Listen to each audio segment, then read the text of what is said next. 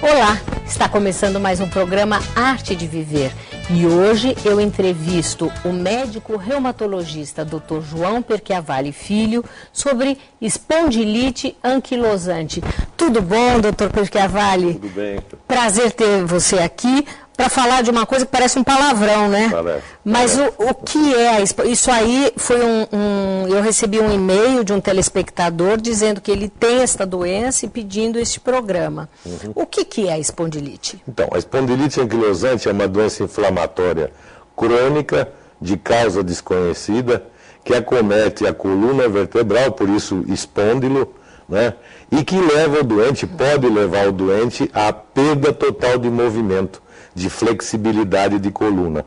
Por isso a espondilite, que é uma doença inflamatória, que caminha para a perda de movimento. O que compete a gente é impedir que o paciente chegue nesse ponto. Porque ela é evolutiva? Ela é evolutiva crônica. Crônica.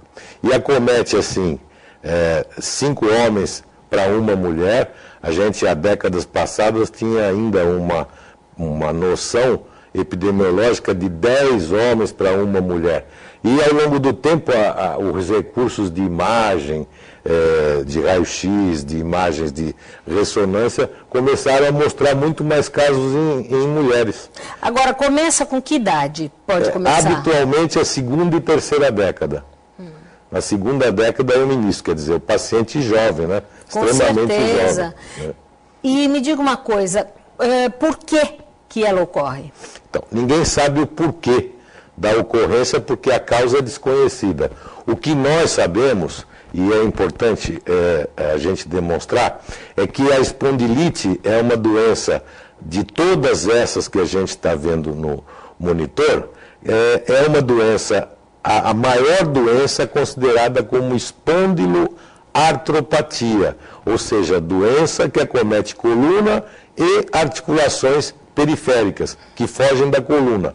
Então nós temos neste quadro várias outras doenças que são também correlatas à espondilite e que podem, evidentemente, envolver coluna e outras articulações, mudando até de nome. Como você pode ver, por exemplo, a artrite psoriásica, que é uma outra doença que faz parte do mesmo contexto das espondiloartropatias, né? As artrites decorrentes de envolvimento de intestino, como a doença de Crohn, a espondiloartropatia juvenil, que muitas vezes na fase inicial nós temos dificuldade diagnóstica entre artrite reumatoide e espondilite. Então, a espondilite hoje seria a doença das espondiloartropatias a mais importante. Nossa. A gente chama da doença mãe das espondiloartrites, né? Agora, é uma doença genética?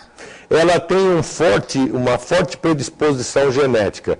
E isso é dado por um dado de laboratório, um marcador sorológico, que hoje é possível se fazer, e que demonstra que esses portadores desse biomarcador tem muito mais chance de desenvolver a doença do que aqueles que não têm. Então a pessoa fazendo um exame de sangue, ela já vai poder saber se ela tem... Ela pode saber. Na verdade, a gente não gostaria que todo mundo fizesse isso, porque não seria uma neura. Mas, na verdade, aqueles doentes que têm parentes com espondilite, é sempre bom que esse indivíduo faça, mesmo sem sintoma nenhum, faça essa dosagem laboratorial do biomarcador para saber se ele tem uma possibilidade de desenvolver ou não a doença. Agora, a pessoa sente o quê? Por exemplo, ela não tem sintoma. O que ela começa a sentir para ser feito esse diagnóstico?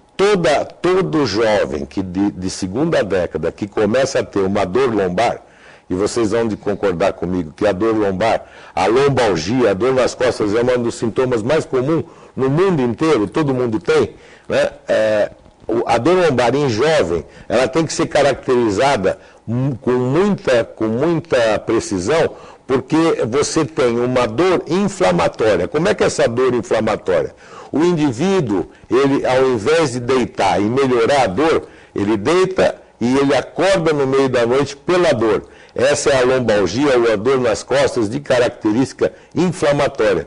Diferente daquele paciente que tem uma lombalgia mecânica, porque trabalhou o dia inteiro. Sim. E vai deitar e melhora. Então, ela não melhora com com o repouso, pelo contrário, ela melhora com o exercício. Então, quando qualquer colega, ortopedista ou clínico, pega um paciente com quadros inflamatórios, com essa característica laboratorial de ser um portador de um antígeno marcador da doença, ele tem que encaminhar rapidamente para um reumatologista, porque o diagnóstico precoce é o cerne de todo o tratamento bem sucedido. Isso evitaria o quê? Porque a pessoa vai ficando incapacitada para trabalhar, para tudo? A sensação do paciente espondilítico é de que ele está encolhendo dia a dia, ele está tendo uma limitação funcional dos movimentos de agachar, de amarrar o sapato, de escovar o dente, de pentear o cabelo. Então, numa fase inicial, você tem aqui um raio-x de uma articulação de quadril, em que você não tem absolutamente nada. Esse é um raio-x normal. Já num outro take, você vai ver o paciente com uma reação inflamatória naquela articulação. Essa reação inflamatória leva o indivíduo, o colega médico, a suspeitar. Ele tem que suspeitar que esse jovem deva ter uma doença inflamatória tipo espondilítica. Pode ser do rol daquelas doenças que a própria espondilite ou aquelas outras correlatas que a gente falou no início. Seria essa a imagem? Essa daí já é uma imagem de um menino, veja bem, de 15 anos, com a articulação sacroiliaca, que é a articulação do quadril, já com uma área bem edemaciada, com uma reação importante naquela articulação, demonstrando que ali tem alguma coisa. Entendi. E que é preciso, nessa ocasião, você saber se além disso ele tem dor lombar, ele acorda à noite com dor, ele tem artrite ou não tem artrite. Bom, então, vamos falar mais disso no nosso próximo bloco.